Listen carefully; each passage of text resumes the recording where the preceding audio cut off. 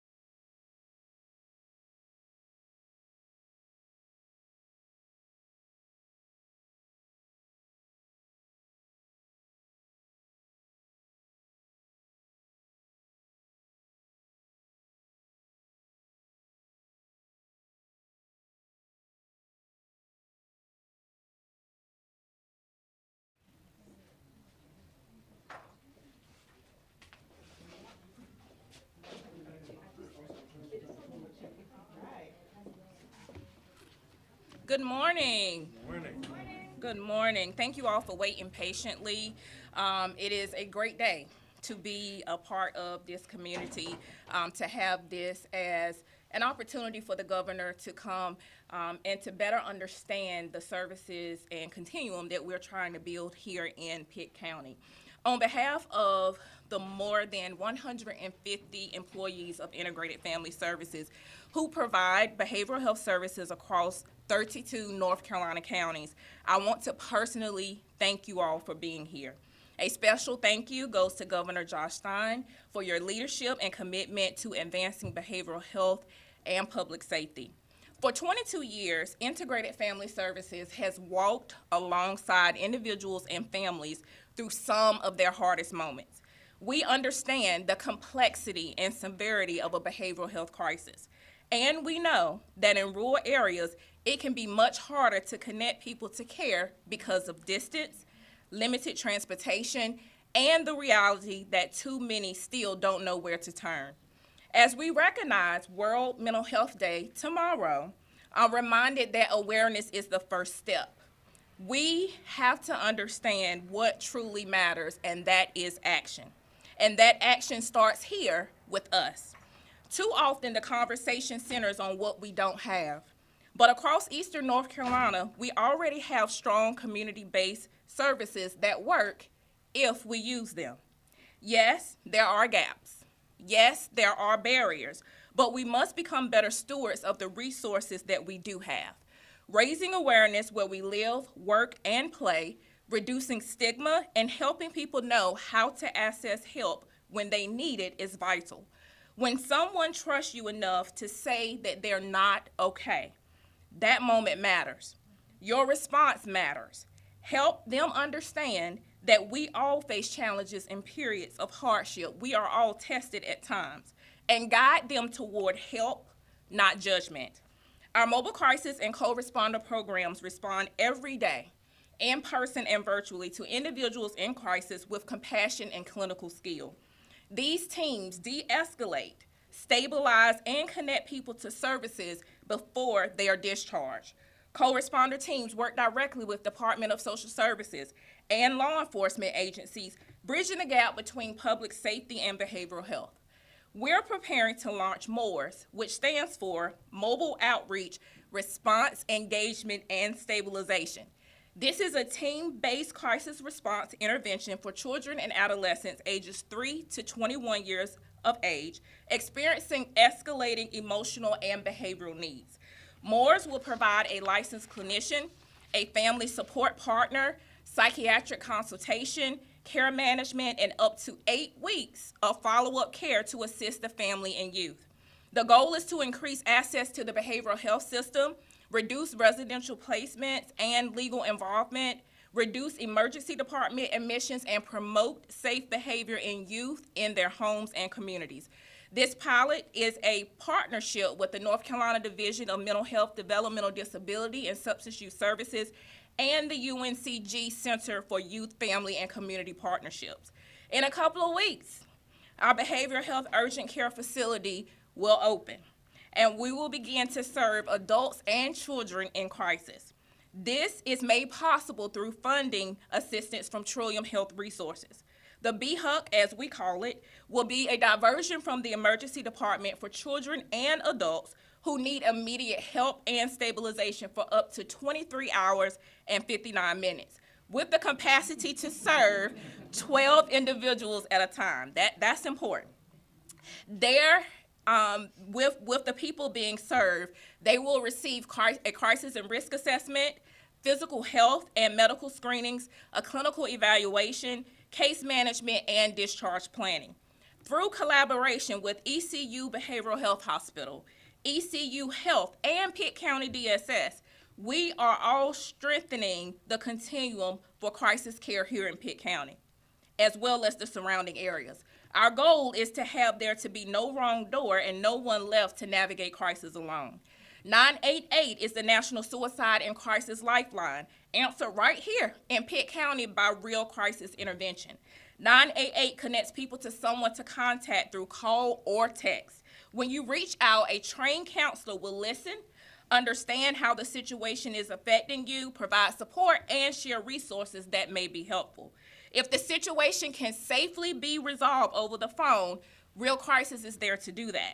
If hands-on help is needed to assist the person in securing maybe a clinical assessment, securing psychiatric care, or access to services that address social determinant of health needs, the 988 counselor should dispatch a mobile crisis unit to respond. That response may also include helping someone get to the right level of care, which could be detox or possibly inpatient hospitalization if needed. As you can see, mobile crisis is someone to respond. The BHUC offers a safe place to go. Together they form a complete crisis system, a pathway to help, hope, and stability. So as I end, I challenge everyone to acknowledge that emotional health impacts us all. I challenge you to learn about the services in your community. So when, not if, someone crosses your path in need, you can tell them where to go. Be a part of the solution, not a source that brings forth complaints when the system falls short. Share what you know. Use your influence to inform. Real change happens when we each carry the message. Help exists, and hope is real. Choose connection over indifference. Choose to reach out instead of looking away. Choose connection. Someone's strength might start with your notice. Thank you. Now we will have Sheriff Dance to take the podium. Thank you and good morning. As the elected sheriff of Pitt County, I can personally attest to the instrumental needs for mental health services. In the last 24 months alone, my office has received over 900 crisis intervention calls for service for those suffering from emotional and psychological episodes. This ties up law enforcement services for non-criminal matters for members of our community that are truly in need of help and are far better served through social and psychological supportive services. These people are owed compassion, treatment options, and continuity of care. We are so grateful for the Mobile Crisis Service and the co-responder program that Integrated Family Services provides in Pitt County. Through these avenues, it alleviates the demand on law enforcement and appropriately offers our residents in need dignity, care, and a pathway to wellness. Thank you, and at this time, I'll turn it over to Governor Stein. Thank you, Sheriff Dance, for your words. Thank you for your leadership and recognition about the urgency of our adequately responding to people's health care needs, including their mental health care needs. Senator Smith, Representative Brown, District Attorney Dixon, thank you all for being here very much. Thank you for the service you provide the people of Pitt County. Natasha Holly here, Integrated Family Services. Thank you for hosting us. Thank you for the tour. But most importantly, thank you for offering this service to the people of Pitt County. There are so many people, so many families who experience somebody having a crisis and they need to be stabilized. This is a place where they can come and get that stabilization that they desperately need so that they can then be assessed and connected to whatever service they need in order to have long-term success. I'm so excited about the work that you do with mobile crisis care, co-responder services, school-based therapy, and of course, this behavioral health urgent care center. The clinic is doing a lot to help people in Eastern North Carolina. They're taking care of people's health. At the same time, they are making Eastern North Carolinians safer. Here in North Carolina, we've recently suffered 2 prominent tragic reminders of just how important it is that we do everything in our power to get treatment to people who need it with serious mental illness. Our hearts ache for the families of Irina Zarutska and Charlotte and the 3 victims who died in Southport. Of course, we're all immensely relieved that everyone else who was shot has since been released from the hospital. The senseless murders raise real concerns for people all over the state. We all know that the vast majority of people with mental health challenges pose no risk to anyone other than potentially themselves. But we also know that some can. There are too many people in our communities with dangerous obsessions, exhibiting threatening behaviors, who do pose risks to others. Everyone deserves to be and to feel safe in their daily lives, whether it's on their way to work, at church, in their neighborhood, at their kids' school, in their home. And people dealing with serious mental health challenges similarly deserve to have access to health care so that they have the best chance to live healthy, productive lives. We can and must do more to get people well and to keep people safe. Last week, I signed a bill meant to bring us closer to that goal. The bill, however, does not go far enough. Both of the people who committed these terrible acts of violence were suffering from serious mental health crises. If our mental health care system fails to serve people when they need it, then we are failing to properly care for the well-being and safety not only of them, but of all the people of this state. According to the National Association of Mental Illness, 1.8 million North Carolina adults live with a mental illness. Now understand, the overwhelming majority, vast majority of those people don't pose risks to others, but they are still not well. And in recent years, on a bipartisan basis, we've made some real progress when it comes to treating mental illness. In fact, this facility is an outgrowth of a bipartisan partnership to address mental health needs of North Carolinians. But we know it's not enough. House Bill 307 didn't put any new money towards mental health or behavioral health treatment, money that would help us to turn the tide. In the coming weeks, I'll lay out a comprehensive mental health plan, but we know there are things that we should and can do right now. At a start, the General Assembly must fully fund Medicaid when they come back to Raleigh in a week and a half. Medicaid is the largest payer in the country for mental health and substance use disorder services. It helps people with mental health conditions see a therapist and afford psychiatric prescriptions. In short, it is a lifeline. The General Assembly must fund Medicaid now. The 2 chambers, the House and the Senate, refuse to come to an agreement to this point. They agree that more money is needed. They agree how much money is needed. Their disagreements that have kept them from coming to the deal have nothing to do with Medicaid. It's time for them to put the people's health and all of our safety ahead of their political disputes. Send me a bill and I will sign it in October. Second, we need to improve our response when mental health and public safety cross each other. It includes getting people who need it treatment when they first interact with law enforcement. This is called diversion. get people whose real issue is mental health and not criminal justice out of the criminal justice system and into the healthcare system where they can get treated and become well. There are some positive provisions in Arena's law to accomplish just this.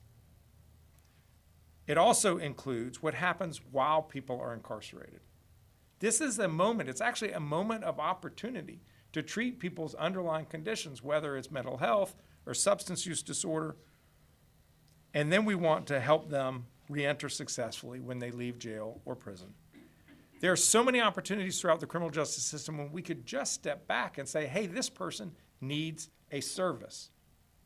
People working at all stages of the criminal justice process need more training and more tools so that they can help make sure that those mental health evaluations take place. Natasha said, we all see people in our community who need help. We just need to take that moment to intervene to try to connect them to the services that they need. And of course, we have to have adequate treatment options for people once we've identified those issues. This crisis center is going to be one of those critical options. Think about someone having a crisis. When someone's having a psychiatric emergency, it can be incredibly overwhelming for their loved ones. We need to make sure that our crisis system is prepared to get them connected to treatment. Integrated Family Services mobile crisis team is a great example of what that can look like. The team is available 24/7 to travel to people who are experiencing crises and connect them to the help and support that they need. Once the experts have assessed the situation, they can provide telehealth or in-person support. The mobile crisis team model works and needs to be expanded statewide to get families the help that they desperately need and to reduce risks to the general public. We need more acute beds to deal with severely ill people who must be hospitalized. Here's a tragedy. The state has over 900 critical care beds, but we're only using about 550 of them. Why is that? Because we do not have enough staff to support the beds and the services that are required. 300 beds where we could be providing people care who desperately need it are sitting empty because we cannot hire and keep the staff. Let's make these jobs much better paid and more attractive so that we can ramp up the state's capacity to meet the needs of our people. Next, we need to make sure that people receive treatment that they need while they're incarcerated. The majority of people in custody in our state have mental health or substance use issues. Sheriff, what would you estimate in your jail? What percentage of people have either a mental health or substance use challenge? I would estimate around 80 to 85%. So this isn't a jail. It's a mental health hospital that's incredibly expensive for the public to support. How about we treat the underlying condition that has led to the criminal behavior so that they don't commit the crimes anymore, so that we're all safer and we're saving money at the same time. While folks are in prison, that is the time to connect them to the services and treatment that they need to be set up for success when they get out of prison, because here's the thing, 95% of people in prison get out. 95% of people who are in our prisons will be out at some point. What do you want? Do you want them to be successful, productive, contributing members of society when they get out, or do you want them to go back to a life of crime? We want them to succeed for themselves, of course, but honestly, selfishly, we want them to succeed for us. If people find door after door closed to them when they get out, they will be much more likely to end up doing whatever it was that got them in trouble in the first place. So let's instead open doors of opportunity. There's so many ways that we can support people after incarceration. Supporting them as they find a job, housing, health care, transportation. Without these basic supports, successful reentry becomes so much more difficult. And the risk of repeat crime that affects all of us increases, making us less safe. So let's invest in reentry and treat it like a public safety investment, just like Arena's law that we passed 2 weeks ago.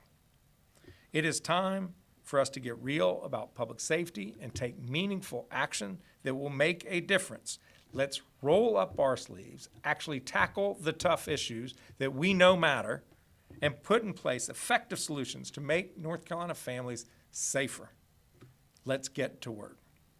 And I want to offer one final word, that tomorrow is World Mental Health Day. This is a great opportunity for us to let all of your viewers know that if you or a loved one is struggling, there are services that exist to help you. Call 988, ask for help. It's there on the other end of the phone. Thank you. Happy for any of the three of us to take questions at this time. I have a question. So you say that you really want to invest in re-entry. That's kind of the whole point of this. Who's investing in the plan? What is this funding looking like? Where are we getting it from? Yeah, well, we will need to have state support for a lot of it. I will be working with the legislature. We're going to come up with a comprehensive public safety plan. Some of the items don't require dollars. Some of the items will require dollars, and we will have it all laid out for the General Assembly's consideration.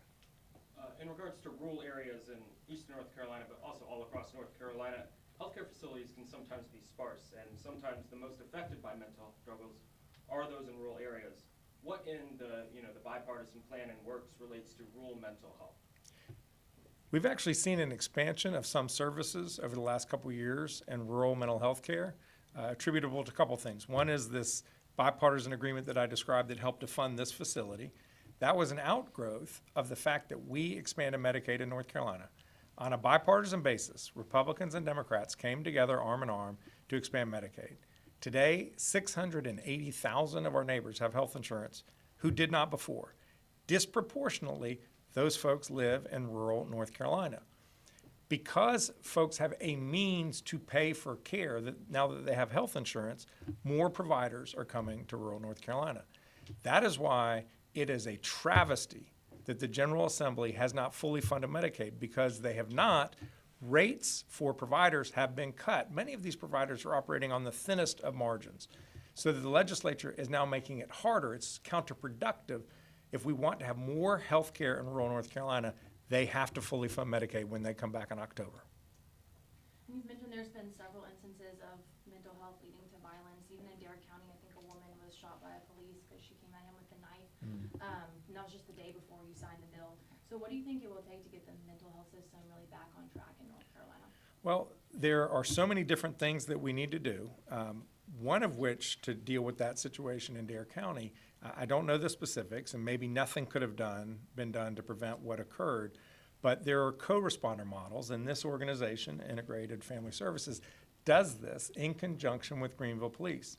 When a call comes to 911, and it's clear that it's somebody experiencing mental health crisis, the police will go to ensure that the situation is safe, but Integrated Family Services will go with a counselor who can respond and help de-escalate that situation, because we don't want a tragedy of somebody being killed because they pose a threat to someone else. If we can lower the temperature and de-escalate, maybe we could then connect that person to mental health care facility services that will make a difference in their lives.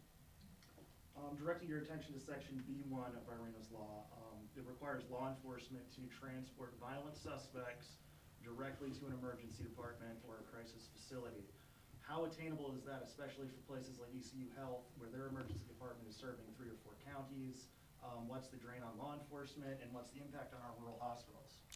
These are very legitimate concerns, and we have to closely monitor what the impacts are to ensure that we're not essentially stopping the ability of our emergency departments to serve the general public. Because if all the beds get filled up with people in mental health crises, then people who have a broken arm or a heart attack may not be able to be served. So it is a legitimate concern.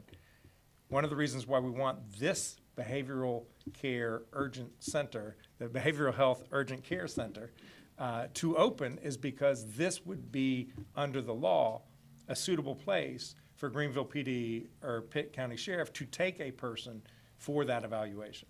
So we want to have more facilities that are specially trained for that kind of population to try to take some of the load off of emergency departments.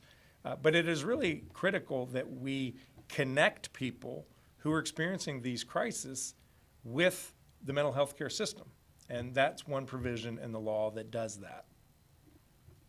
Now, you also speak about keeping guns out of mentally ill people's hands, and you say by doing background checks and stuff like that, but what if this is somebody that nothing shows up on their background check? There's a lot of times where they're taking a gun from somebody else. How do we prevent stuff like that? So there are plenty of people who have not committed any crimes and are legally entitled to own a gun, but then later develop some form of paranoia or schizophrenia where it is really not a good idea for them to own a gun. That can't be captured by the background check on the front end because they own their gun.